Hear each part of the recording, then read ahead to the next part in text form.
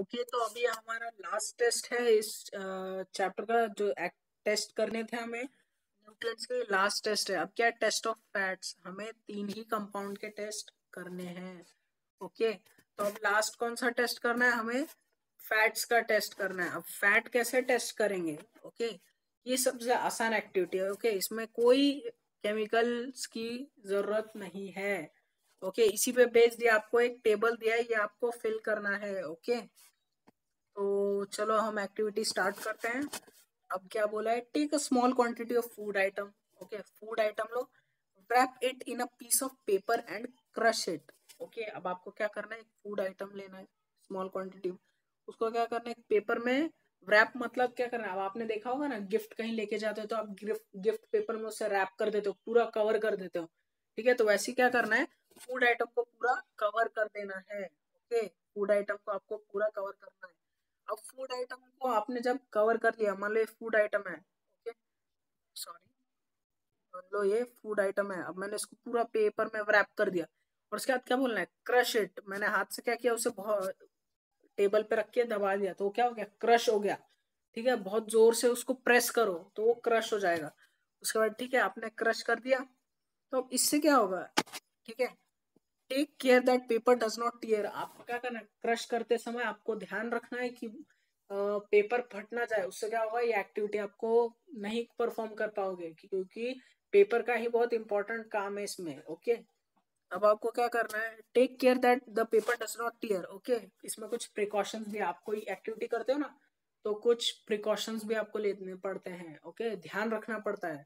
ठीक है, तो अब आपने क्या किया? क्रश कर दिया, और उसके बाद क्या? Now straighten the paper and observe it carefully. अब क्या करो? आपने क्रश कर दिया, तो वो पेपर को खोलो, रैप किया था पेपर को खोलो, फूड आइटम को हटा दो और स्ट्रेट कर दो पेपर को। ठीक है, क्योंकि पेपर थोड़ा मुड़ा उड़ा होगा ना, लेकिन अब उसको पूरा स्ट्रेट कर दो। स्ट्रेट कर दिया। अब स्ट्रेट करने के बाद क्या पूछ रहे हैं? Does it have an oily patch. मान लो पेपर मैंने स्ट्रेट कर लिया फूड आइटम को क्रश करने का, तो है ना, हल्का हल्का सा ना, एकदम हल्का, ठीक है, पैच दिखेगा। जो फूड आइटम है ना, मान लो प्रेस करने का, मान लो ठीक है, आपने एक पेपर लिया, उसमें ना आपने आपने मान लो एक स्पंज का ये रखा जो कि वाटर एब्जॉर्ब करता है, तो उसके बाद जब आपने प्रेस किया ना, तो आप जब स्पंज हटाओगे तो क्या होगा? एक वाटर का ऐसे पैच दिखेगा ना, उस साइड गीला हो जाता है। ओके, तो गीला आपको दिखता है ना उस जगह पे। तो ऐसे ही यहाँ पूछा है, does it have an oily patch. Oil का कोई ऐसे धब्बा जैसा कुछ आपको दिख रहा है?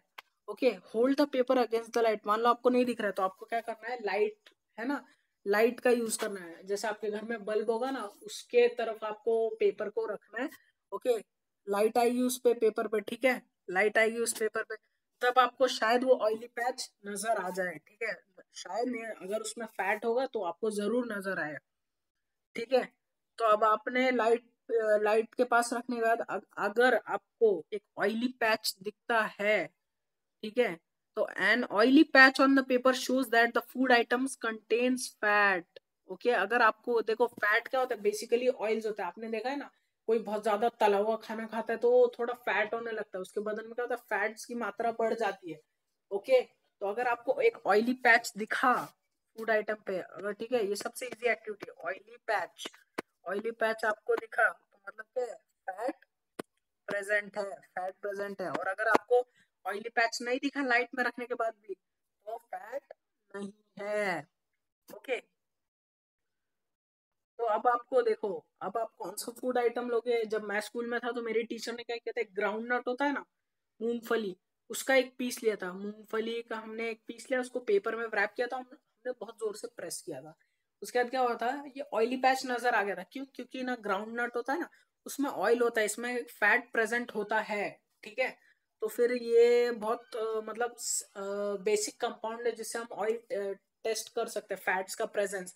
ठीक है, तो टीचर्स आपको ये रेकमेंड कर सकते हैं कि ग्राउंड नट लो, उसे प्रेस करो, और उसके बाद वो जो पेपर है अपनी नोटबुक में चिपका लो। ओके, तो इसके आपके मार्क्स होते हैं। ठीक है, एक्टिविटी के। तो आपको अगर ground nut, basically ground nut का तो पैच दिख ही जाएगा जब आप लाइट में रखोगे, क्योंकि उसमें फैट प्रेजेंट होता है। ठीक है, ऑयली पैच अगर दिख गया मतलब फैट प्रेजेंट है। द फूड आइटम्स में sometime contain a little water. अब कभी कभार क्या होगा? जो फूड आइटम है ना, उसमें वाटर भी हो सकता है, वाटर की वजह से भी आपका पेपर गीला हो सकता है, ठीक है। तो यहाँ बता रहे हैं अगर क्या करना है, ठीक है, उसके लिए therefore after you have rubbed an item on paper let the paper dry for a while। अब मान लो कभी कभी क्या होता है, ऑयल भी होता है, तो आपको क्या करना है, क्रश कर दिया ना जब आपने फूड आइटम, तो उसको पेपर को क्या करना है, ऐसे ही थोड़ी देर के लिए 2-3 मिनट के लिए रख देना है, ठीक है। उससे क्या होगा, वाटर ना इवेपोरेट हो जाएगा, ठीक है।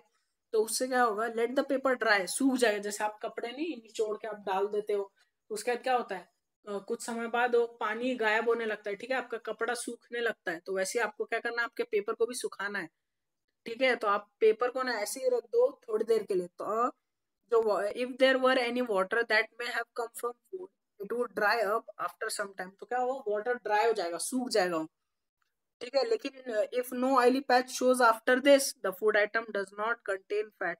अब कभी कभार क्या होगा, आपने जो फूड आइटम प्रेस किया ना उसमें अंदर ये वाटर भी हो सकता है, तो उसके वजह से आपका पेपर आपको एक पैच दिखेगा, तो आपको क्या करना है, उसे ड्राई होने के लिए थोड़ी देर रखना है, ठीक है। तो ड्राई होने के बाद अगर आप लाइट में एक पैच दिखता है आपको, तो उसमें ऑयल प्रेजेंट है। अगर आपको पैच नहीं दिख रहा, आपको पहले पैच जैसा कुछ दिख रहा है लेकिन वाटर जब ड्राई हो गया उसके अंदर नहीं दिख रहा, मतलब उसमें फैट नहीं है, ठीक है। तो ये सबसे इजी टेस्ट था फैट के लिए। अब आपको एक्टिविटी में क्या करना है, टेबल के बिना तो हमारी एक्टिविटी कंप्लीट होगी नहीं, तो अब आपको एक टेबल बनाना है, ओके। टेबल में क्या करना है, फूड आइटम्स यहाँ दिए हैं, तो उन्हें लिस्ट एक फूड आइटम्स की दी है। अब आपको क्या करना है, प्रेजेंस ऑफ स्टार्च प्रोटीन या फैट है या नहीं, ये आपको इसको फिलअप करना है, ओके।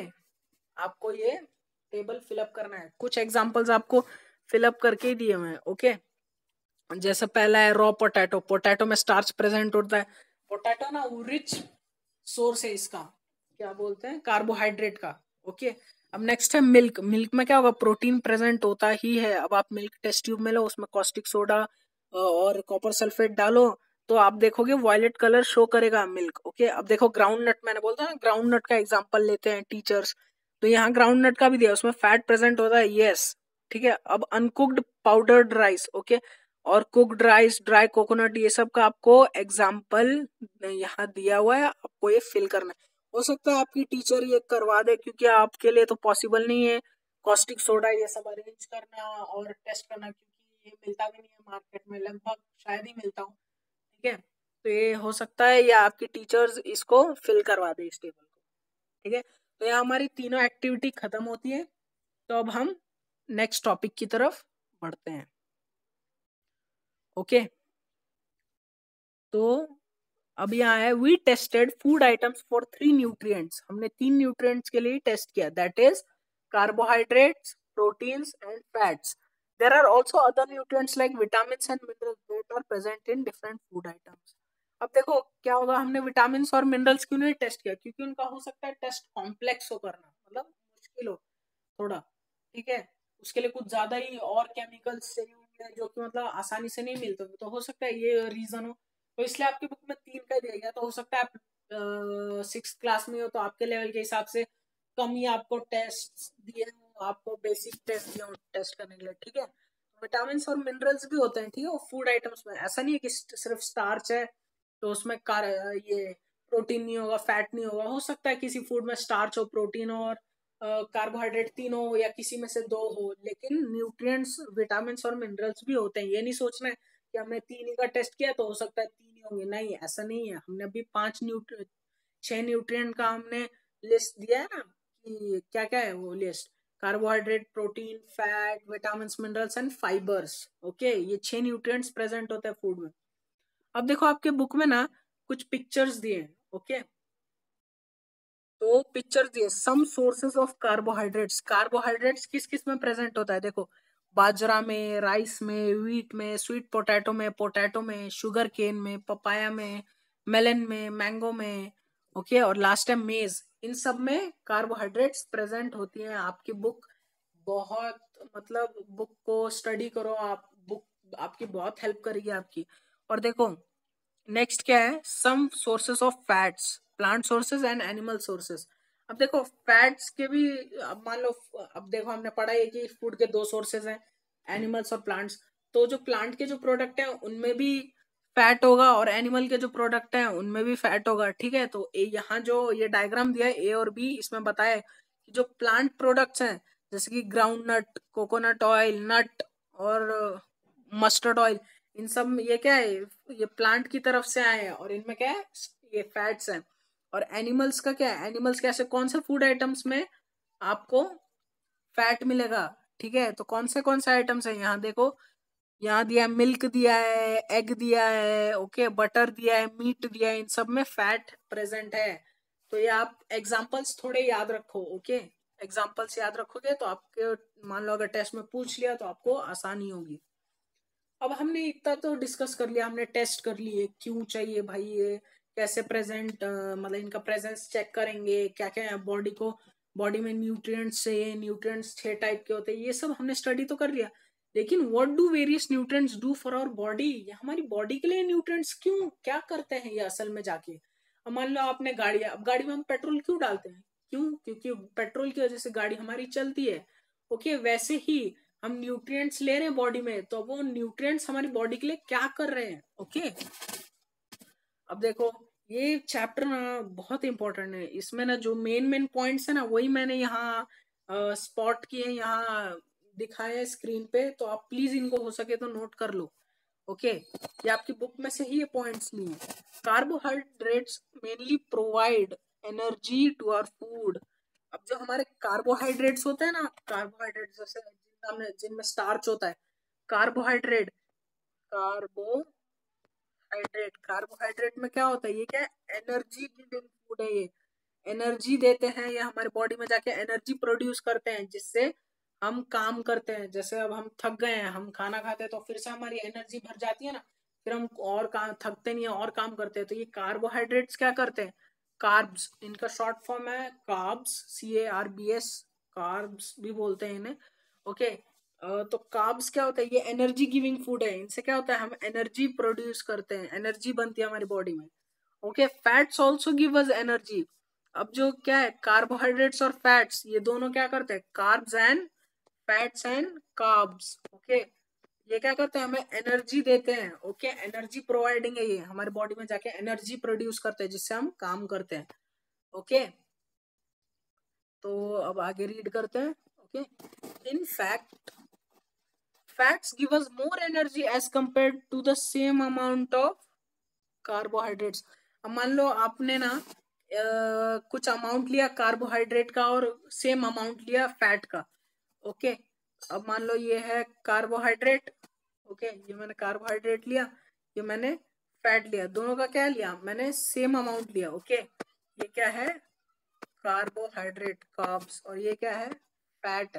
मान लो मैंने दोनों का सेम अमाउंट लिया, तो अब कौन सी चीज हमें ज्यादा एनर्जी देगी, है ना, एनर्जी किसको खाने से ज्यादा होगा, मिलेगी, ठीक है। तो क्या होगा, फैट से हमें ज्यादा एनर्जी मिलती है, ओके। फैट्स जो है हमें ज्यादा एनर्जी देते हैं एज कंपेयर टू कार्बोहाइड्रेट्स। मान लो दोनों का सेम अमाउंट लिया ना, तो अब कौन सा ज्यादा ताकतवर है, मान लो आप ही के क्लास में 2 बच्चे हैं, दोनों सेम एज के हैं, मान लो 12 ईयर्स के दोनों हैं, तो अब दोनों में से कौन सा ज्यादा ताकतवर है, ठीक है। ये तो हम चेक करते हैं ना कि मान लो कौन सबसे ज्यादा काम कर सकता है, पोटेंशियल किसका ज्यादा है, तो वैसे ही कार्बोहाइड्रेट्स और फैट्स है, दोनों का सेम अमाउंट लिया है, तो कौन ज्यादा एनर्जी प्रोड्यूस करता है, फैट्स, ओके। तो ये आपको याद रखना है, which is more effective, carbohydrate और फैट। तो फैट ज्यादा इफेक्टिव है, क्यों, क्योंकि वो ज्यादा एनर्जी प्रोड्यूस करता है as compare to carbohydrates, okay. Food containing fats and carbohydrates are also called energy giving food, okay. अब आपके फिगर दिए ना, ये फिगर 2.3 कौन सा है, 2.3 ये कार्बोहाइड्रेट्स वाला और ये फैट्स वाला। तो ये कार्बोहाइड्रेट्स और फैट्स क्या है, एनर्जी गिविंग फूड है। ये क्वेश्चन आ सकते हैं, मैं पहले आपको बोल रहा हूँ 1 मार्क्स के तो बहुत सारे क्वेश्चन आ सकते हैं इस चैप्टर में से, ठीक है ना। तो क्या, what are energy giving foods, okay, इसका what are 2 energy giving foods. तो एनर्जी गिविंग कौन कौन से हैं, carbs means carbohydrates and fats और कार्बोहाइड्रेट से हमें एनर्जी मिलती है, ओके। ये इंपॉर्टेंट है, याद रखो। ओके, तो अब कार्बोहाइड्रेट और फैट की तो बात हो गई, लेकिन अब प्रोटीन क्या करता है यार? Proteins are needed for growth and repair of our body. मान लो आप पैदा हुए, ठीक है, उसका तो आपकी हाइट एक छोटे बच्चे की जितनी थोड़ी ना है, आपकी हाइट बढ़ी ना, ठीक है, आपकी हाइट क्या हो गई? बढ़ गई, ठीक है। तो अब ये ग्रोथ हुआ, आपकी बॉडी में ग्रोथ हुआ, जैसे एक प्लांट होता है ना, जैसे उसकी सीड हमने बोया तो क्या होता है, वो एक बड़ा प्लांट बन जाता है, धीरे धीरे उसका साइज बढ़ने लगता है, तो साइज बढ़ा तो क्या हुआ? ग्रोथ हुआ। तो वैसे ही हमारी बॉडी में, अगर हमारी बॉडी में हमने कुछ खाया तो क्यों खाते? ताकि हमारी ग्रोथ हो, ठीक है। अब मैं 5 साल का जब था, मेरी हाइट मान लो 100 सेंटीमीटर थी, ठीक है, तो अब मैं 16 ईयर्स का हूँ या 17 ईयर्स का हूँ, तो मेरी हाइट सेम थोड़ी ना होगी, मेरी हाइट बढ़ जाएगी ना। तो अब हाँ, हाइट कौन सा कंपोनेंट, कौन सा न्यूट्रिएंट हमारी हाइट बढ़ाता है? ठीक है, तो वो है proteins. Proteins are needed for the growth and repair of our body. तो प्रोटीन हमारी ग्रोथ के लिए इंपॉर्टेंट है। प्रोटीन, अगर मान लो आपकी ग्रोथ नहीं हो रही, आपकी हाइट नहीं बढ़ रही, तो आप देखा आपने बहुत सारी ऐड देखी होगी, कॉम्प्लान की देखी होगी, हॉर्लिक्स की देखी होगी, ये सब हाइट बढ़ाते हैं। तो इनमें क्या होता है? इनमें ज्यादा प्रोटीन्स होते हैं, प्रोटीन्स होते हैं जिनकी वजह से हमारी हाइट बढ़ती है। Okay, proteins. तो प्रोटीन को क्या बोलते हैं हम? Growth and repair, repairing food. अब मान लो आपको कोई चोट लग गई, आप खेल रहे हो अपने फ्रेंड्स के साथ, ठीक है, अभी तो लॉकडाउन आप खेल नहीं पा रहे होगे, लेकिन पहले जब आप अपने फ्रेंड्स के साथ खेलते थे, तो खेलते खेलते आपको चोट लग जाती थी, ठीक है। अब आपको चोट लगती थी तो ऐसा तो नहीं है ना कि चोट लग गई तो खून निकलते ही जा रहा है, आपकी बॉडी का ब्लड क्लॉट नहीं हो रहा है, खून निकलना बंद नहीं हो रहा। तो क्या हो रहा है? मान लो आपकी कोई बॉडी पे एक स्क्रैच आ गया, आपकी स्किन पे, ठीक है, चोट लग गई, तो अब वो स्क्रैच जिंदगी भर आपकी बॉडी पे थोड़ा ना रहता, आपकी स्किन उस पे वापस आ जाती है ना। तो क्या हुआ? आपकी चोट जो है वो रिपेयर हो गई। अब मान लो आपकी गाड़ी, आपका खिलौना मान लो कहीं आप चला रहे हो, वो टूट गया, तो क्या होता है? उसको आप फिर से ठीक कर सकते हो ना, कोई पार्ट निकल गया तो आप उसे फिर से ठीक कर सकते हो। मान लो आपकी गाड़ी है, गाड़ी का टायर पंक्चर हो गया, तो आप गाड़ी को, या कोई गाड़ी का पार्ट खराब हो गया, तो आप गाड़ी को रिपेयर करते हो ना, ठीक है। तो रिपेयर करने पे, रिपेयर करते हो, तो अब हमारी बॉडी में ग्रोथ और रिपेयरिंग का काम कौन करता है? प्रोटीन्स करते हैं। ओके, तो अगर आपको ट्रू फॉल्स में, मान लो अगर ये क्वेश्चन आया है कि proteins are energy giving food, true और फॉल्स? फॉल्स। क्यों? क्योंकि ये ग्रोथ और रिपेयर की, हम हमारी बॉडी के ग्रोथ और रिपेयर में काम करते हैं। ओके, तो चलिए आगे बढ़ते हैं अभी हम। ओके, तो food containing proteins are often called body building food. मान लो what are body building foods? Proteins are called body building foods. क्यों? क्योंकि इनकी वजह से हमारी ग्रोथ होती है। अब मैंने पहले एग्जांपल लिया ना कि जो ये होते हैं बॉडी बिल्डर्स, वो क्या करते हैं? ज्यादा दूध पीते हैं, घी खाते हैं, मिल्क प्रोडक्ट्स लेते हैं। क्यों? उसमें ज्यादा प्रोटीन्स होते हैं ना, ज्यादा प्रोटीन्स, उनकी ज्यादा मसल ग्रोथ होगी, उनकी हाइट बढ़ेगी, तो उससे क्या बॉडी बनती है ना उनकी। तो क्या है? प्रोटीन्स क्या है? बॉडी बिल्डिंग फूड्स हैं, बॉडी बिल्डिंग फूड्स हैं वो, ये याद रखो। हाँ, निकनेम्स जैसे प्रोटीन्स और ये सॉरी, फैट्स और कार्बोहाइड्रेट्स का एनर्जी गिविंग फूड, तो प्रोटीन क्या है? बॉडी बिल्डिंग फूड है। Okay, food containing proteins are often called as body building food. अब प्रोटीन्स का यहाँ कुछ एग्जांपल देख लो। प्लांट्स के कौन से प्रोडक्ट में हमें प्रोटीन मिलता है? दाल, मूंग, ग्राम, बीन्स, पीज, मटर, सोयाबीन, इन सब में मिलता है। और एनिमल के कौन से प्रोडक्ट से हमें प्रोटीन मिलता है? मिल्क, फिश, एग, मीट, इन सब से हमें प्रोटीन मिलता है। ओके, ये एग्जांपल्स याद रखो, आपको काम आएंगे। Vitamin help in protecting our body against disease. अब देखो, हमने बात तो कर ली, प्रोटीन्स की बात कर ली, कार्बोहाइड्रेट्स की बात कर ली, फैट्स की बात कर ली, तो अब बाकी न्यूट्रिएंट्स पे अब हम आते हैं, ठीक है। तो विटामिन क्या करते हैं? Vitamin also help in keeping our eyes, bones, teeth and gums healthy. Vitamin से क्या होता है? हमें कोई बीमारी नहीं होती, हमारे जो आईज है, टूथ है, दांत है, हड्डियां हैं, उनकी बीमारी नहीं होती, ठीक है। Vitamin are of different kinds known as different names. Okay, अलग, अब देखो मान लो आपके घर में आपका भाई बहन है, तो आप सबके नाम अलग अलग है ना, आपका नाम सेम थोड़ा ना है। तो ऐसे विटामिन में, विटामिन के भी टाइप्स होते हैं, उनके भी अलग अलग नाम है। वो कौन कौन से हैं? विटामिन ए है, सी है, डी है, ई और के है, ठीक है। ये सारे विटामिन के टाइप हैं। Okay, so there is also a group of vitamins called vitamin B complex.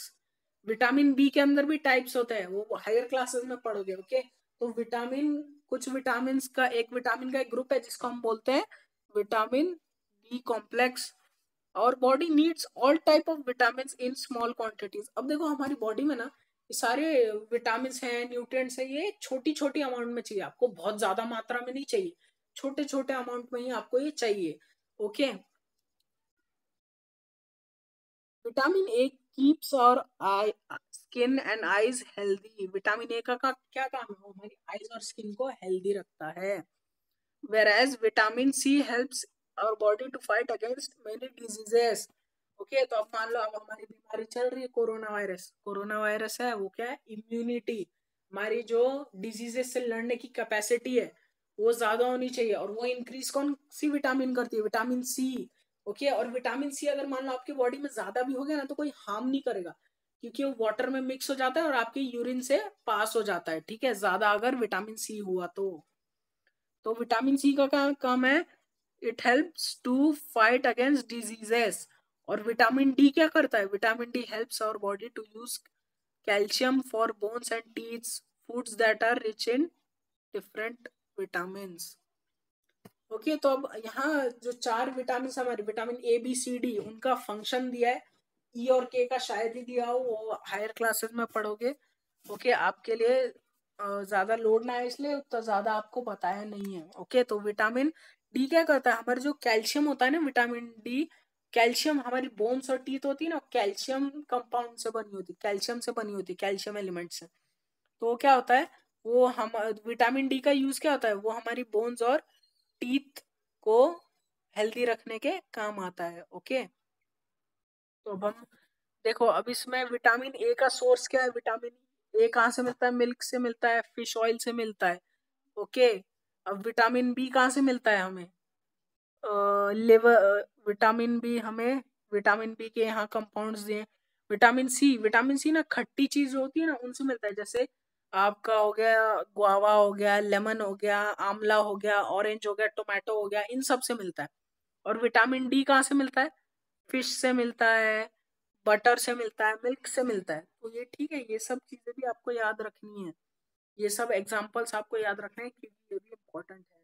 Okay, तो अब हम आगे चलते हैं। मिनरल्स, अब मिनरल्स पे आता है, विटामिन की भी बात हो गई, अब मिनरल्स पे आते हैं। तो अब मिनरल्स क्या होते हैं, ओके, और क्यों चाहिए हमारी बॉडी में।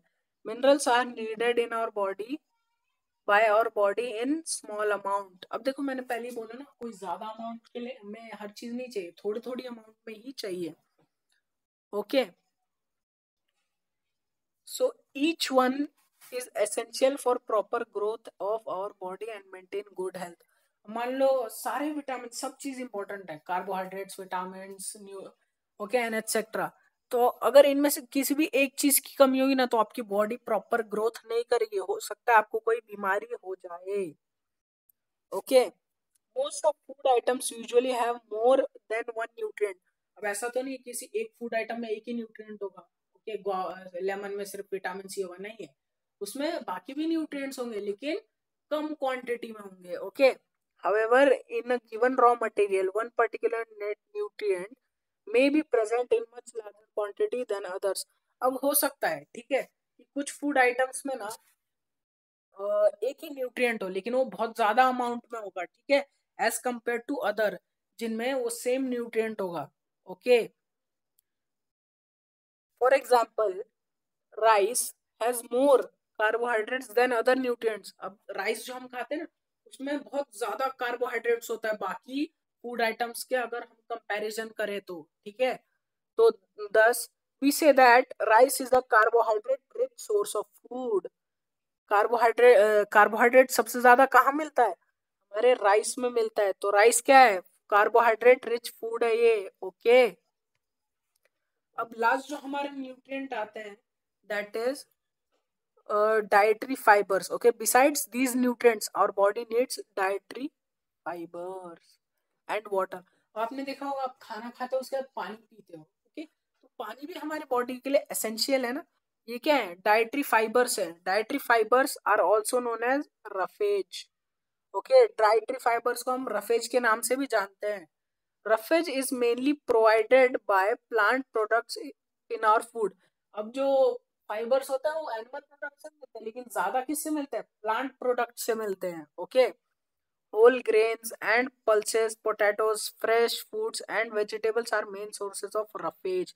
अब देखो रफेज हमें कहाँ से मिलता है? ओके, रफेज जो है डाइटरी फाइबर्स, उनके मेन सोर्सेज क्या है? पल्सेस हो गए, ग्रेन्स हो गए, पोटैटो हो गया, फ्रूट हो गया, वेजिटेबल्स। मैंने बोला ना, एक चीज में बहुत सारे न्यूट्रिएंट्स होते हैं, ऐसा नहीं कि एक ही चीज में एक ही न्यूट्रिएंट होगा, नहीं। आपने देखा ना फ्रूट, अब मान लो गुआवा ले लो, उसमें विटामिन सी भी होता है। अब यहाँ फ्रूट में क्या आता है? गुआवा भी आता है ना, तो उसमें मिनरल्स भी है। ओके, तो जो कि मेन सोर्स है रफेज का। Okay, roughage does not roughage roughage does not provide any nutrient to our body but is essential component of our food and adds to its bulk. Thus, this helps our body to get rid of undigested food. ठीक है, अब roughage हमें कोई nutrients मतलब nutrient तो नहीं provide करता, लेकिन वो फिर भी हमारी बॉडी के लिए एसेंशियल है। जो आपका अनडाइजेस्टेड फूड है, जैसे आपका एक्सक्रीटा निकालना है, तो ठीक है, तो अब आपने देखा होगा कभी कभार किसी को बहुत प्रॉब्लम हो जाती है, मतलब एक्सक्रीटा उनका नहीं निकलता, क्योंकि वो अब किस कारण? क्योंकि वो ज्यादा पानी नहीं पीते। ओके, पानी की कमी हो जाती है उनके बॉडी में, तो ऐसा कुछ प्रॉब्लम होता है। ठीक है, मैंने पहले बोला किसी भी न्यूट्रिएंट की कमी होगी तो आपके बॉडी में कुछ ना कुछ हार्म होगा ही। Okay, but is an essential component of our food and adds to its bulk. ठीक है, this helps our body to get rid of undigested food. अब आपकी बॉडी में अनडाइजेस्टेड जो फूड होता है ना, उसको बाहर निकालने के लिए रफेज और पानी की रिक्वायरमेंट है। अगर आप ज्यादा रफेज और पानी नहीं पियोगे तो क्या होगा? अनडाइजेस्टेड फूड आपके बॉडी से नहीं निकलेगा और फिर ये टॉक्सिक बन के आपको खुद ही हार्म करेगा। Okay, water helps our body to absorb nutrients from food. अब देखो, अब जो हमने फूड तो खा लिया, उससे न्यूट्रिएंट भी मिल गए, तो वो एब्जॉर्ब कैसे होगा बॉडी में? ठीक है, वो बॉडी कैसे लेगी? अब मान लो आप जा रहे हो कहीं, ठीक है, तो अब आप क्या करते हो? आपके फ्रेंड को बर्थडे गिफ्ट देना, तो आप क्या करते हो? उस बर्थडे को रैप करवाते हो, तब आपके फ्रेंड को देते हो। ठीक है, और आपका फ्रेंड उससे लेता है, तो वैसे ही क्या है, आपकी बॉडी ना कुछ कंडीशंस पे ही फूड लेती है, न्यूट्रिएंट्स लेती है। वो क्या है? वाटर में ही एब्जॉर्ब होके अपनी बॉडी में जाएगा। अब आप कोई सॉलिड फूड आइटम लोगे और बोल बॉडी में चाहोगे कि ऐसे वो न्यूट्रिएंट एब्जॉर्ब हो जाए, नहीं होगा। वो वाटर में मिक्स होके ही बॉडी में एब्जॉर्ब होगा। क्यों होगा? क्योंकि आपकी बॉडी में क्या है? ब्लड है ना, तो ब्लड में क्या होता है? वाटर भी होता है, तो वाटर में एब्जॉर्ब होके वो आपकी ब्लड में जाता है और फिर आपके बॉडी पार्ट्स में जाके वो एनर्जी देता है। Okay, normally we get normally we get most of our water that of the water that our body needs from liquids we drink such as water, milk, tea. In addition we add water to most cooked food. अब आपने देखा होगा rice बनाना है तो आप क्या करते हो? रॉ राइस ऐसे कुकर में या डाल के थोड़ा ना गैस चालू कर देते हो। आप क्या करते हो? उसमें वाटर ऐड करते हो ना, तो अब क्या होता है? आपकी बॉडी में जो वाटर की रिक्वायरमेंट है ना, वो सिर्फ पानी से ही नहीं, आप एक्सटर्नली पानी पियोगे तो ही फुलफिल नहीं होती। जैसे आपके फूड आइटम्स में मम्मी, आपने देखा होगा सब्जी बनाते टाइम या राइस बनाते टाइम वो वाटर डालती हैं, और आप कोई लिक्विड पीते हो, जैसे मिल्क पीते हो, तो उसमें टी पीते हो, तो उसमें भी कुछ अमाउंट ऑफ वाटर होता है। टी बनाना है तो आपने देखा ना, आप पानी डालते हो, उसके बाद जब आप उसके बाद आप टी लीव्स डालते हो, मिल्क डालते हो, तो क्या होता है? आपकी जो वाटर का रिक्वायरमेंट है वो मिल्क, टी और लिक्विड जो आप पीते हो ना, और कुक्ड फूड आइटम से भी आपकी बॉडी वाटर की रिक्वायरमेंट्स फुलफिल होती है। तो अब देखो, इसी पे आपकी एक एक्टिविटी आ गई, एक्टिविटी 3। एक्टिविटी 3 क्या है? Let's see. Take a tomato और a fruit like lemon, cut it into small pieces. अब आप कोई भी एक फ्रूट लो और उसको स्मॉल पीसेस में कट कर दो। ओके, अब उसके बाद क्या करना है? Do your hands get wet while doing so? Carefully observe whenever vegetables and fruits are being cut and peeled, grated और मैच्ड एट योर होम। अब आप देखो, आप अभी छोटे हो, ठीक है, तो आप थोड़ा ध्यान से वो फूड आइटम्स कट करना। ठीक है, ये फिर से आपको एक प्रिकॉशन दे रहे हैं बुक में कि ध्यान से कट करना। कई सारे बच्चे क्या करते हैं, कुछ प्रिकॉशंस नहीं लेते हैं, वो गलती से वो अपनी उंगली को हर्ट कर लेते हैं, हाथ गलती से कट आ जाता है हाथ पे नाइफ, क्योंकि नाइफ बहुत शार्प होता है ना, तो थोड़ा केयरफुल होके काम करो, ठीक है। Do you find any fresh vegetables और fruits that do not contain some amount of water? तो आपने देखोगे ना, आप कोई भी फ्रूट कट करोगे तो आपके हाथ में एक लिक्विड वाटर जैसा कभी कभार आता है, ठीक है। तो we see that many food materials themselves contain water. अब वाटर की बात कर रहे थे ना, वाटर की रिक्वायरमेंट्स की, तो अब फूड आइटम्स तो ठीक है, अब वाटर में भी देखा होगा ना आपके जो, देखो आप प्लांट्स को पानी देते हो, ठीक है, तो वो फ्रूट आता है उस प्लांट में, ठीक है। तो अब क्या आप क्या होगा, अब आप पानी दे रहे हो तो वो क्या होता है, वो जहाँ फ्रूट बन रहा है उस साइड पे जाता है ना, तो फ्रूट में भी वो वाटर आ जाता है, ठीक है, थोड़ा सा। अब आपने देखा हो वाटरमेलन, तो आपने देखा ही होगा, वाटरमेलन आप जैसे ही कट करते हो तो इतना उसमें लिक्विड पानी बहना चालू हो जाता है कि मतलब आप क्या ही बोलोगे, ठीक है। तो जो आपका जो वाटरमेलन है उसको आप जब कट करोगे तो उसमें क्या होता है, वाटर भी होता है, फ्रूट तो होता है लेकिन वाटर भी कंटेन होता है। तो बताना क्या चाह रहे हैं ये लोग इनडायरेक्टली, कि आपके जो फूड आइटम्स होते हैं ना, फ्रूट्स, उनमें भी वाटर होता है। Okay, we see that many food items, materials themselves contain water. To some extent, our body needs are met by this water. Apart from this, we also add water while cooking many food. तो इस activity में आपको ज़्यादा कुछ करना नहीं था, बस आपको एक फ्रूट कट करके देखना था कि उसमें वाटर है या नहीं। तो ये बताना चाहते हैं कि फूड आइटम, फ्रूट से भी हमारी बॉडी का वाटर की रिक्वायरमेंट्स मीट होती है, फुलफिल होती है। ओके, अब देखो, अब हमने इतना न्यूट्रिएंट्स, फूड आइटम्स ये सब डिस्कस कर लिया, अब हम आते हैं बैलेंस डाइट। अब बैलेंस डाइट क्या होता है, अब आप जो फूड खा रहे हो ना, उसमें सारे न्यूट्रिएंट्स प्रेजेंट हो, कार्बोहाइड्रेट्स हो, फैट्स हो, विटामिन हो, मिनरल्स हो, वाटर हो, तो ये सब जब आपके फूड में एक लिमिटेड क्वांटिटी में होता है, तब उसे हम बैलेंस डाइट बोलते हैं। ओके, अब बैलेंस डाइट से क्या होता है, अब देखो, अब कुछ लोग क्या करते हैं, राइस खाते हैं सिर्फ, तो वो क्या होगा, कार्बोहाइड्रेट रिच फूड हो गया ना, इसकी वजह से आपकी बॉडी की बाकी रिक्वायरमेंट्स तो नहीं मीट हो रही है, विटामिन की, मिनरल्स की नहीं हो रही ना। तो आपको क्या करना पड़ेगा, एक बैलेंस डाइट लेना पड़ेगा जिसमें सारे खाने की चीजें हों। ओके, चलो अब हम एक एग्जांपल से इसे समझते हैं, ठीक है। अब आप एक ना टीम बना रहे हो काम करने के लिए, ठीक है, आपको किसी प्रोजेक्ट में काम करना है, ठीक है। सपोज आपको कोई स्कूल के लिए एक प्रोजेक्ट बनाना है बड़ा सा, ठीक है, मॉडल बनाना है।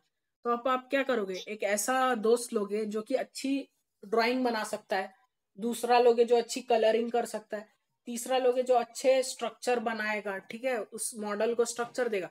तो आपने क्या किया, एक टीम बनाई जो कि एक बेस्ट टीम है, ठीक है। सपोज दूसरा एग्जांपल लेते हैं, अब आपका एक हाउस है, जैसे बहुत सारे हाउसेज होते हैं ना, ब्लू ग्रीन रेड आपके स्कूल में। अब एक स्पोर्ट्स डे, तो अब उसमें क्या चाहिए, अब आपको स्पोर्ट्स डे में ऐसा एक बच्चा चाहिए जो रनिंग में बहुत अच्छा हो, ओके। और दूसरा चाहिए जो मानो टग ऑफ वॉर है, रस्साकशी में अच्छा हो, जिसमें बहुत स्ट्रेंथ हो। और क्या चाहिए, और ऐसे बहुत सारे बच्चे चाहिए जो बाकी स्पोर्ट, जैसे क्रिकेट में कोई अच्छा हो, फुटबॉल में कोई अच्छा हो। ओके, तो आपने एक ऐसी टीम बनाई जो सारे गेम्स में परफेक्ट है, तो आपका क्या हो, एक परफेक्ट टीम हुई ना। वैसी एक बैलेंस डाइट होता है, ठीक है। अब बैलेंस डाइट, हमारे प्लेयर्स क्या क्या है, कार्बोहाइड्रेट्स है, ओके, टीम के जो मेंबर्स है वो क्या क्या है, कार्बोहाइड्रेट्स है, विटामिन है, मिनरल्स है, फैट्स है, प्रोटीन्स है, ये सारे हमारे टीम मेंबर्स है, और हम एक परफेक्ट टीम बना रहे हैं, और उस टीम का नाम क्या है, बैलेंस डाइट। ऐसा डाइट, डाइट मतलब फूड, ओके, ऐसा the food that we normally eat in our day is known as diet, ठीक है। जो हम खाना खाते हैं ना डेली, उसे हम डाइट बोलते हैं, ठीक है। तो ऐसा डाइट जिसमें ना सारे न्यूट्रिएंट्स प्रेजेंट हो, एक मतलब ज्यादा नहीं, एकदम ज्यादा ही ना प्रेजेंट हो, एक स्मॉल अमाउंट ऑफ क्वांटिटी में प्रेजेंट हो, उसे हम बैलेंस डाइट बोलते हैं। तो चलो हम रीड करते हैं, आपको उससे थोड़ा क्लियर होगा। The food we normally eat in our day is known as diet, ये तो अभी हमने रीड किया। Okay, for growth and maintenance of good health our diet should have all nutrients that our body needs in right quantities। अब ठीक है, अब ऐसा नहीं होना चाहिए कि आप बहुत ज्यादा कार्बोहाइड्रेट खा रहे हो, बहुत ज्यादा प्रोटीन ले रहे हो, ऐसा नहीं होना चाहिए, सारे इक्वल अमाउंट ऑफ क्वांटिटी में होना चाहिए। ओके, तो not too much of one, okay, not too much of one and not too little of other, ऐसा नहीं होना चाहिए कि एक फूड आइटम है जिसमें कार्बोहाइड्रेट ज्यादा और विटामिन कम है, ऐसा नहीं होना चाहिए। ओके, सारे न्यूट्रिएंट्स को उनकी रिक्वायरमेंट्स के हिसाब से लेना है आपको, ठीक है। The diet, okay, the diet should also contain a good amount of roughage and water. Such a diet is called as a balanced diet. Okay, ऐसा डाइट जिसमें आपके सारे न्यूट्रिएंट्स राइट क्वांटिटी में हो और रफेज और वाटर हो, इसको बोलते हैं हम बैलेंस डाइट। बैलेंस डाइट पे तो आप क्वेश्चंस आते ही आते हैं। ओके, बैलेंस डाइट की डेफिनेशन आप प्लीज याद रखो, 1 मार्क्स के लिए आपका आ सकता है। What is a balance diet? A diet which has a right amount of all nutrients including roughage and water is known as balanced diet. Okay, pulses, groundnuts, soybeans, sprouted seeds, moong and bengal gram, fermented food, South Indian food such as idlis, a combination of flour, missi roti, thepla made of cereals and pulses, banana, spinach, sattu, jaggery, available vegetables and other such food items provide many nutrients. तो ये लोग बताना क्या चाह रहे हैं, food items की इन्होंने लिस्ट दे दी और बता रहे कि इन सब में न्यूट्रिएंट्स होते हैं। There therefore one can eat a balance diet without expensive food materials. अब जरूरी नहीं है आपको बहुत ज्यादा महंगा फूड खाओगे तभी आपको वो रिक्वायरमेंट्स मिलेंगे, ऐसा नहीं है। आपकी सारे फूड आइटम्स कोई भी रहने दो। हम यहाँ एग्जांपल दिया, पल्सेस, ग्राउंडनट पल्सेस जो आप खाते हो, व्हीट, राइस, इन सब में भी आपके न्यूट्रिएंट्स होते हैं। तो ऐसा नहीं है न्यूट्रिएंट्स लेने के लिए आपको बहुत ज्यादा खर्चा करना पड़ेगा। ओके, ऐसा कुछ नहीं है, ठीक है। Eating the right kind of food is not enough, ठीक है।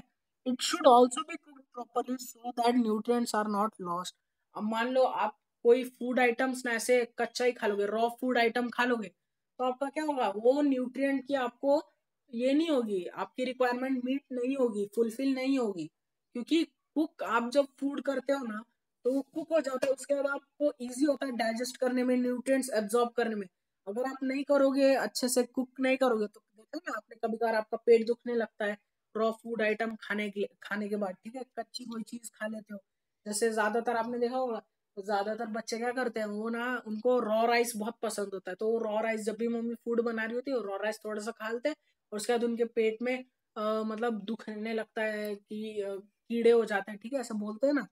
तो उनके पेट में बेसिकली दर्द होने लगता है। तो ठीक है, फूड को प्रॉपरली कुक करने से भी आपके न्यूट्रिएंट्स आपको मिलते हैं, आपके न्यूट्रिएंट्स लॉस नहीं हो जाते। अब आप सोच रहे होगे, अरे मैं फूड बना रहा हूँ तो मेरे न्यूट्रिएंट्स तो निकल जाएंगे, ऐसा नहीं है। फूड कुक करने से न्यूट्रिएंट्स नहीं लॉस्ट होते, ठीक है, वो कहीं नहीं जाते। If the vegetables and fruits are washed after cutting or peeled them, it may result in loss of some vitamins. अब आपने देखा होगा ना, कुछ कुछ लोग क्या करते हैं, एप्पल जो है उसका भी जो पील है ना, जो उसका छिलका होता है, वो ऊपर की कवरिंग उसको निकाल के खाते हैं, रेड कलर की जो कवरिंग होती है। ऐसा नहीं करना है, आप उसे अच्छे से धो और उसके बाद आप उसको उसके छिलके या पील के साथ खाओगे, तो उसके पील में ना उसमें भी विटामिन होते हैं। ओके, आपको ऐसा नहीं करना चाहिए कि पील पूरा उसका मतलब हमने छील लिया उसके बाद हम खा रहे हैं, ऐसा नहीं होता। हो सकता है आपकी न्यूट्रिएंट्स की रिक्वायरमेंट मीट ना हो, ठीक है, क्योंकि वो जो फ्रूट्स होते हैं उनके छिलके या पील में भी बहुत न्यूट्रिएंट्स होते हैं जो कि आपके बॉडी में रिक्वायर्ड हैं। Similarly, repeated washing of rice and pulses may remove some vitamins and minerals present in them. अब आप देखोगे, आप जब राइस कुक करते हो तो आप क्या करते हो, एक बार वॉश करते हो, ठीक है। एक बार वॉश करने से उतना न्यूट्रिएंट्स लॉस नहीं होगा, लेकिन आप बार बार 3-4 बार अगर आपने वॉश कर लिया तो कुछ अमाउंट ऑफ न्यूट्रिएंट्स लॉस्ट हो जाते हैं, ठीक है। पानी के जो आप पानी उसके बाद निकाल देते हो ना धोने के बाद, तो हो सकता है उसी के साथ न्यूट्रिएंट्स भी निकल जाएं। We all know that cooking improves the taste of the food and makes it easier to digest. तो आपने देखा होगा, आप कोई रॉ चीज खा रहे हो और कुक्ड खा रहे हो तो बहुत डिफरेंस होता है, क्योंकि कुक्ड फूड बहुत सॉफ्ट टाइप होता है, आप इजीली खा सकते हो, च्यू कर सकते हो, डाइजेस्ट कर सकते हो। लेकिन रॉ फूड को आपको च्यू करने में, डाइजेस्ट करने में टाइम लगता है, ठीक है। तो we all know that cooking improves the taste. अब आप कोई चीज पकाते हो तो उसमें आपकी मम्मी स्पाइसेस डालती है, तो आप क्या होता है, उसका टेस्ट इम्प्रूव होता है। ठीक है, टेस्ट आपको अच्छा लगता है, ठीक है। At the same time cooking also results in the loss of certain nutrients. अब क्या करते हो, अब क्या होता है कुकिंग में ना, कुकिंग में भी जब आप कुक करते हो ना फूड, तो उस टाइम पे भी आपके कुछ न्यूट्रिएंट्स निकल जाते हैं फूड में से, पूरे नहीं निकलते, कुछ एक छोटा अमाउंट होता है, मान लो इतना बड़ा है तो इसमें से इतना सा अमाउंट निकल गया न्यूट्रिएंट, ठीक है। ऐसा हो सकता है, तो ऐसा ना हो कि आप फूड कुक करना ही बंद कर दो, ऐसे ही कच्चा खाने को, अरे न्यूट्रिएंट तो लॉस्ट हो रहे ना, ऐसा नहीं है, ठीक है। कुकिंग से थोड़ा अमाउंट तो लॉस्ट होता ही है। Many useful proteins and considerable amounts of minerals are lost if excess water is used during water and is then thrown away. अगर आप मान लो आपको ना फूड को कुक करने के लिए मान लो एक ही ग्लास वाटर चाहिए, लेकिन आप उसमें 3-4 ग्लास डाल दोगे, तो इससे क्या होगा, और आप कुक करोगे तो इससे क्या होगा, आपका जो फूड आइटम है ना उसके न्यूट्रिएंट्स निकल जाएंगे, ओके। तो एक्सेस भी वाटर की वजह से, ठीक है, न्यूट्रिएंट्स निकल जाते हैं। तो कुछ ज्यादा ही आप धोने मत लगना, 1-2 बार वॉश करना ठीक है, लेकिन 3-4-5 बार वॉश करने से न्यूट्रिएंट्स निकल जाएंगे, ओके। अब हमारा लास्ट टॉपिक जो इस चैप्टर का बचा है, that is deficiency diseases, okay. A person में, अब डेफिशिएंसी डिजीजेस क्या होता है, डेफिशिएंसी मतलब ऐसी डिजीजेस जो किसी चीज की कमी से होती है, okay. A person may be getting enough food to eat but sometimes that food items may not contain particular nutrient. अब मान लो राइस खा रहे हो, तो राइस में सिर्फ कार्बोहाइड्रेट है, उसमें ज्यादा प्रोटीन नहीं है, ज्यादा विटामिन नहीं है, तो हो सकता है आपकी बॉडी में कार्बोहाइड्रेट्स तो है लेकिन प्रोटीन्स और न्यूट्रिएंट्स नहीं है।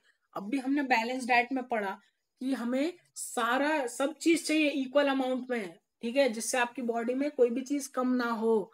मान लो आप खेल रहे हो, ठीक है, आपका स्पोर्ट्स डे का मैंने एग्जांपल लिया, आपके टीम में एक अच्छा रनर नहीं है, तो आप बाकी चीजों में तो प्राइज जीत लोगे, लेकिन एक चीज में नहीं जीतोगे ना, तो आपकी बेस्ट टीम हुई नहीं। तो वैसे ही, ठीक है, if this continues for a longer period of time the person may suffer from deficiency। अब डेफिशिएंसी क्या होता है, किसी चीज की कमी से आपको जो बीमारी होती है, that is known as deficiency.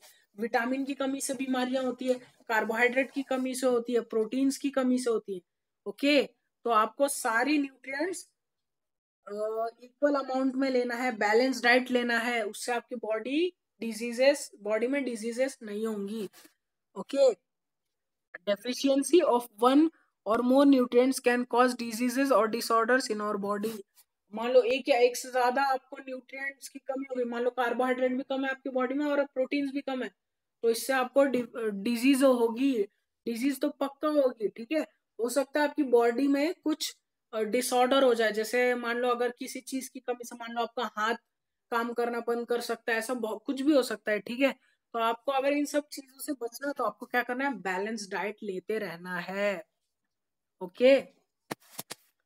Diseases that occur due to lack of nutrients over a longer period of time are called as deficiency diseases। किसी न्यूट्रिएंट की ज्यादा बहुत दिनों से कमी होने के कारण जो डिजीजेस होती है ना, उन्हें बोलते हैं हम डेफिशिएंसी डिजीजेस, ओके। तो आपको अगर डेफिशिएंसी डिजीजेस से प्रिकॉशन लेना है तो balanced diet is necessary, okay. Balance diet करना ही करना है, तभी आपको डेफिशिएंसी डिजीजेस नहीं होंगी, okay. If a person does not get enough proteins in his or her food for a long period of time, he or she is likely to have stunned growth, swelling of face, discoloration of hair, skin diseases and diarrhoea. मान लो आपकी body में ना proteins नहीं है, तो आपकी body क्या हो गया, प्रोटीन्स क्या है, ठीक है, बॉडी बिल्डिंग फूड है ना, आपकी ग्रोथ के लिए होता है।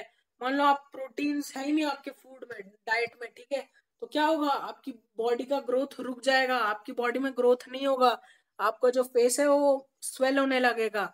डिस्कलरेशन ऑफ हेयर, मान लो आपके जो बाल है ना ब्लैक कलर के, उनका रंग जाने लग जाएगा, ब्लैक से व्हाइट भी हो सकता है। आपने देखा होगा ना बूढ़े लोग जो होते हैं उनके जो हेयर होते हैं व्हाइट क्यों हो जाते हैं, क्योंकि जब वो बूढ़े हो जाते हैं ना तो उनके क्या होता है, उनकी बॉडी में विटामिन और मिनरल्स की रिक्वायरमेंट मीट नहीं हो पाती है, इसके वजह से होता है। ठीक है, तो अब देखो एज के हिसाब से ना आपकी जो विटामिन के जो रिक्वायरमेंट्स है ना वो भी बदल जाते हैं। मान लो आप छोटे हो, छोटे बच्चे हो, तो आपको ज्यादा न्यूट्रिएंट्स चाहिए। आप थोड़े एडल्ट हो गए हो तो उतने ज्यादा नहीं, एज कम्पेयर टू आप बच्चे थे जब जितना न्यूट्रिएंट्स लेना है उससे हो सकता है उतना ज्यादा ना लेना हो। और जब आप बूढ़े हो जाते हो तो आपको तो मतलब बहुत सारा विटामिन मिनरल्स आपको बॉडी को चाहिए चाहिए। एक्सरसाइज, बैलेंस डाइट तो लेना जरूरी ही हो जाता है। If the diet is deficient in both carbohydrates and proteins for a long period of time, the growth may stop completely. मान लो आपके बैलेंस डाइट में कार्बोहाइड्रेट भी नहीं मिल रहा है, प्रोटीन भी नहीं मिल रहा है, तो आपकी बॉडी का ग्रोथ तो कम्प्लीटली ही रुक जाएगा। आपकी बॉडी ग्रो ही नहीं करेगी, आपकी हाइट रुक जाएगी। Okay, such a person becomes very lean and thin and so weak that he or she may not even be able to move. हो सकता है कि आपकी बॉडी की रिक्वायरमेंट्स पूरी ना हो तो आपकी बॉडी काम करना बंद कर दे, क्योंकि अब आपके न्यूट्रिएंट्स क्या करते हैं, जैसे आप पेट्रोल डाले हो तभी गाड़ी चल रही है ना। पेट्रोल नहीं डालोगे, मान लो पेट्रोल जो है वो आप नहीं डाल रहे हो तो आपकी कार जो है वो भी चलना बंद कर देगी। ओके, वैसा ही केस है हमारी बॉडी का। हमारी बॉडी में अगर आप न्यूट्रिएंट्स जो है, न्यूट्रिएंट्स, ओके, न्यूट्रिएंट्स हमारी बॉडी का फ्यूल है, न्यूट्रिएंट्स आपको नहीं मिलेगा तो आपकी बॉडी जो है वो भी काम करना बंद कर देगी। तो अगर आपको ऐसा नहीं करना है, आपको डिजीजेस से सफर नहीं करना है, तो प्लीज बैलेंस डाइट लो। ये सब आपको चैप्टर्स में क्यों पढ़ा रहे, ताकि आप अवेयर हो जाए। क्योंकि अब आप छोटे बच्चे नहीं हो ना कि आपकी मम्मी पीछे पड़ेगी, बेटा ये खा लो वो खा लो, आपकी बॉडी ये होगा वो होगा, नहीं। अब आप धीरे धीरे बड़े हो रहे हो, 5th स्टैंडर्ड से आप 6th में आ गए, प्राइमरी से सेकेंडरी में आ गए हो। ठीक है, तो अब आपको ये चीजें खुद पता होनी चाहिए कि मेरी बॉडी में क्या क्या हो सकता है अगर मैंने अच्छे से खाना नहीं खाया। Deficiency of different vitamins and minerals may result in certain diseases or disorders. अब देखो कार्बोहाइड्रेट, प्रोटीन्स और फैट्स की डेफिशिएंसी नहीं, सारे न्यूट्रिएंट की डेफिशिएंसी से कुछ ना कुछ डिजीजेस हो सकती हैं। Some of these are mentioned in table 2.3, आपके बुक में टेबल 2.3 है उसमें मेंशन किया है। all deficiency diseases can be prevented by taking a balanced diet. अगर आपको प्रिवेंट करना है, डिजीजेस से बचना है, तो इसका एक ही सॉल्यूशन है जो कि है balanced diet. Okay, no balanced diet, then your body will stop working and you will suffer from diseases. Disease he 2 word से बना है। ओके, देखो dish is, okay, dish is मतलब क्या होता है, आसानी। ओके, और डिस मतलब डिस इज, ये वर्ड का पूरा मीनिंग क्या हुआ कि आपकी जो बॉडी आपको जो है डिफिकल्टी फेस करनी पड़ेगी, आपकी जो बॉडी इजीली कर सकती है वो नहीं कर पाएगी। जैसे मान लो आपको नॉर्मल बुखार है, एक डिजीज है, तो आप क्या कर सकते हो, आपको कमजोरी फील होती है, आप अच्छे से अपना खाना, आपको खाने में टेस्ट नहीं आता है, सॉल्ट की कमी हो जाती है, आप अच्छे से काम नहीं कर पाते, आपको थका थका लगता है। तो अगर आप बैलेंस डाइट नहीं लोगे तो आपको डिजीजेस तो पक्का होंगे और फिर आपकी बॉडी काम करना धीरे धीरे बंद करेगी। ओके, तो अगर आपको बेस्ट वे, अगर आपको प्रिवेंट करना है डिजीज, तो balance diet is necessary. In this chapter we have asked ourselves the reasons why widely varying food from different regions had a common distribution. This distribution we find ensures that our meals have balanced diet of the different nutrients needed by our body.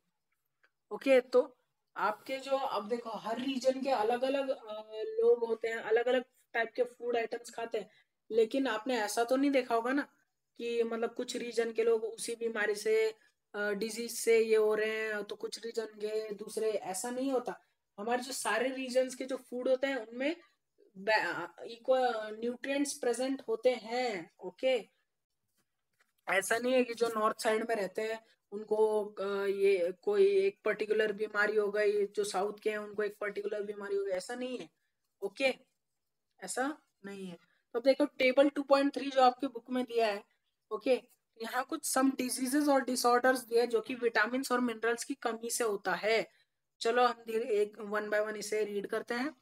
Vitamin A अब vitamin A की जो कमी है उससे क्या होगी, कौन सी disorder होगी, लॉस ऑफ विजन, आपको दिखना बंद हो सकता है। सिम्टम्स क्या होंगे, poor vision, loss of vision in darkness night, sometimes complete loss of vision. अगर मान लो आपके बॉडी में विटामिन ए की कमी है ना, तो आपको कैसे पता चलेगा अरे मेरी बॉडी में विटामिन ए की कमी है। तो उससे क्या होगा, आपको ना थोड़ा धुंधला धुंधला दिखने लगेगा। हो सकता है कि आपको रात में ना दिखने लगे, अंधेरे में मतलब रात में ना दिखने लगे। और कभी कभार तो आपकी पूरी विजन ही जा सकती है, आपको दिखना ही बंद हो जाएगा, ऐसा भी हो सकता है। तो विटामिन ए की कमी से लॉस ऑफ विजन, ये टेबल बहुत इंपॉर्टेंट है। एग्जाम्स में तो इसमें से एक ना एक क्वेश्चन आएगा ही आएगा। विटामिन ए की कमी से कौन सी डिजीज होती है, उसके सिम्टम्स क्या है। ओके, ऐसे कोई भी क्वेश्चन रैंडमली यहाँ से पिक हो सकते हैं। अब विटामिन बी वन की कमी से क्या होगा, बेरी बेरी।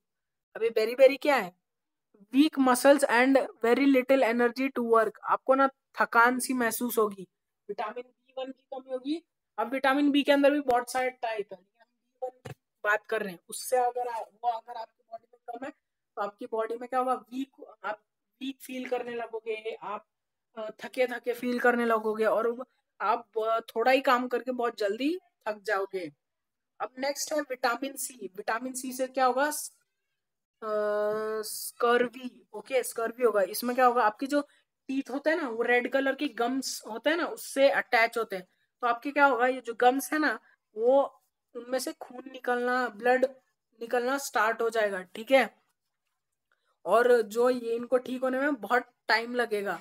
ओके, तो आपको अगर विटामिन सी की कमी कैसे पता चलेगी, आपके जो गम्स है वो ब्लीड करने लगेंगे, उनमें से ब्लड निकलने लगेगा, और उनको ठीक होने में बहुत ज्यादा टाइम लगेगा।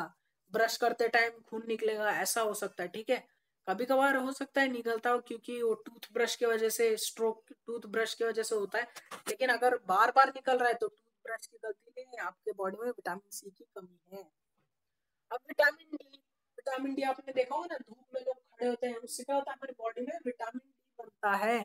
अब विटामिन डी से क्या होता है, रिकेट्स नाम की बीमारी होती है। अब रिकेट्स में क्या होता है, bones become soft and bend. अब आपने देखा होगा ना, कुछ कुछ चाइल्ड होते हैं जिनके पैर ना कुछ ज्यादा बेंड होते हैं, ठीक है। उनके पैर ना, उनके पैरों का स्ट्रक्चर ऐसा हो जाता है, ठीक है, ऐसा हो जाता है। क्या होता है, कौन सी डिजीज है ये है विटामिन डी की कमी से होता है। आपके बोन्स ना सॉफ्ट होने लगते हैं।